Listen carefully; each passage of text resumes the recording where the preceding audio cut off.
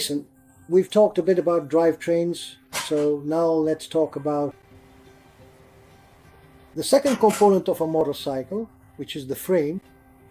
You could probably talk about frames for hours, if not years, because these devices are very complex and come in all sorts of varieties. However, today I'd like to focus on what was essentially the original frame in a motorcycle, which is the bicycle.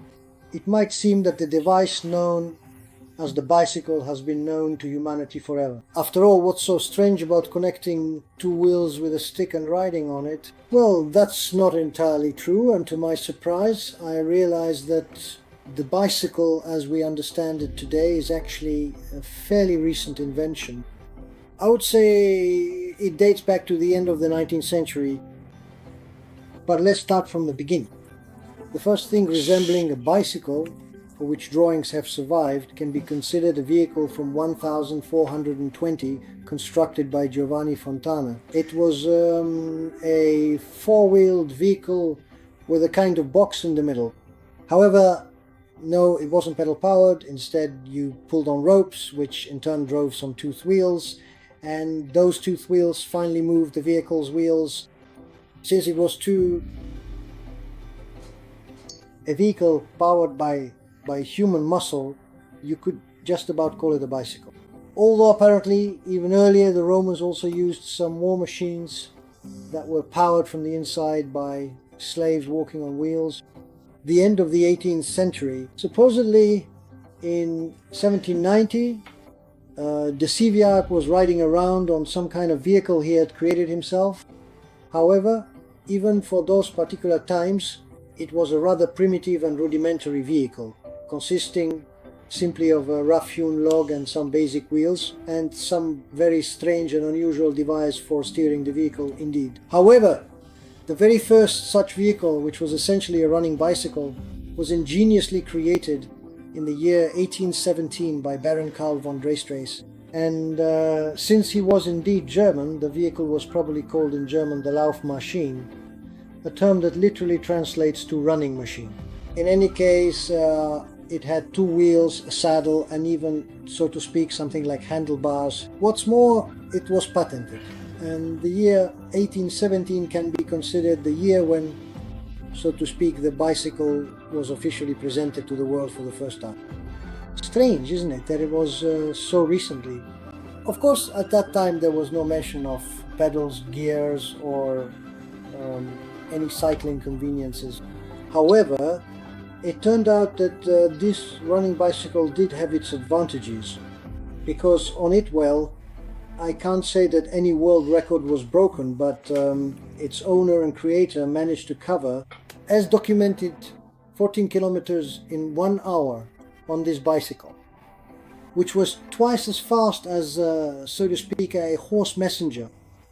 Well, I would say someone running, or rather riding a horse at a normal pace, probably changing horses along the way or pushing it into a gallop.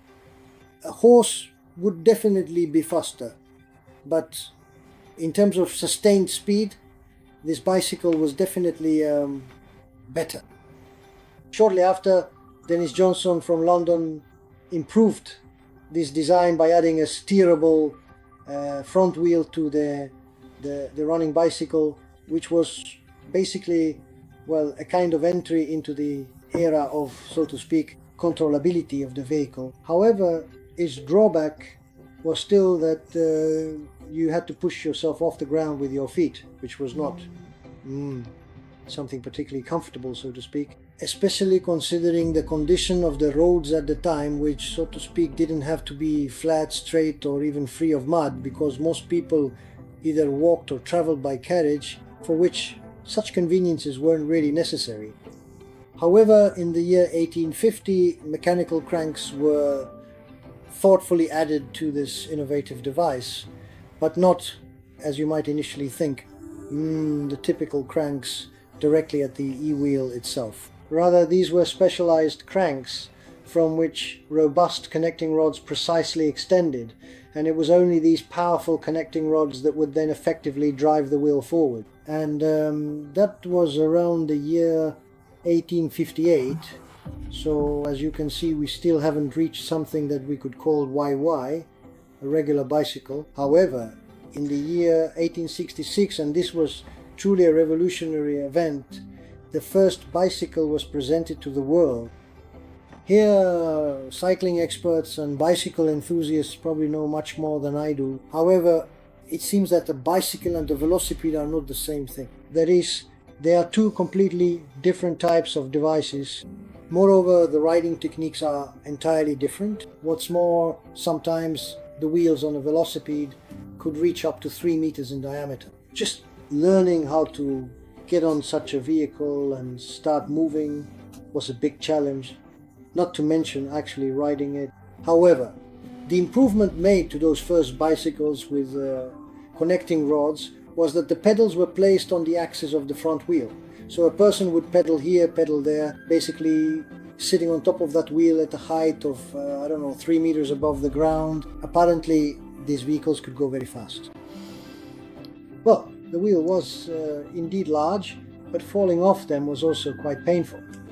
Those bicycles, which appeared in 1866, were still, I would say, completely primitive, because it wasn't until 1870 that rubber tires were put on the wheel.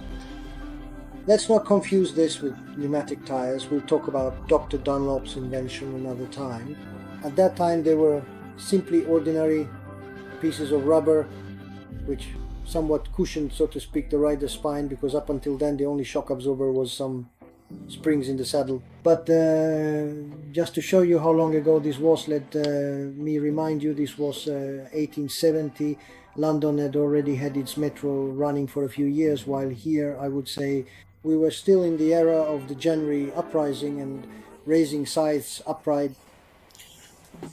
And in London they were already riding the metro. Just by the way, the first bicycle, basically one similar to what we think of as a bicycle today, that is with two wheels of similar size and a frame in the middle.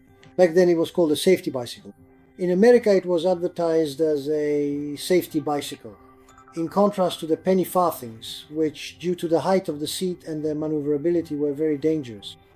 The very first safety bicycles were skillfully designed by the renowned English engineer Henry Lawson in the year 1876. However, it appears that a certain rather innovative individual named Thomas Humbert had actually created remarkably similar designs a bit earlier than that. In any case, it was already something like a bicycle with pedals, except that the pedals were still attached to the front wheel. However, the frame, as far as we're concerned, the most important thing is the frame, and this frame was already starting to somewhat resemble a bicycle frame. On the other hand, the very first bicycles, equipped with regular cranks, a robust chain, a prominent front sprocket and a corresponding rear sprocket, actually date back to around the year 1879. And here, maybe going back a bit to the history of steam engines, I'll rewind a little, because it was only this kind of frame that made it possible to connect an engine to a bicycle. Because with a penny-farthing there really wasn't much of a way to attach one. But with this type of frame you could already fit the engine somewhere inside. And that's exactly where the first steam motorcycles came from, because there was simply a frame for it.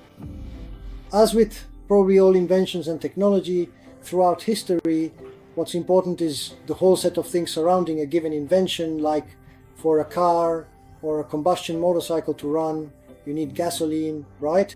You need wheels, you need steel, and so on. And it was more or less the same with the first motorcycles. For a motorcycle to be created, there had to be a frame which was developed at that time.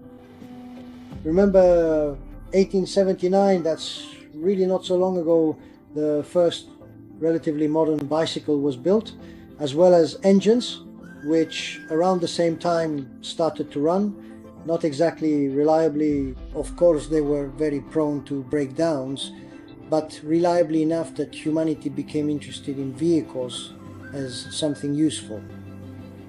Anyway, once there was a frame and an engine, a motorcycle could be created.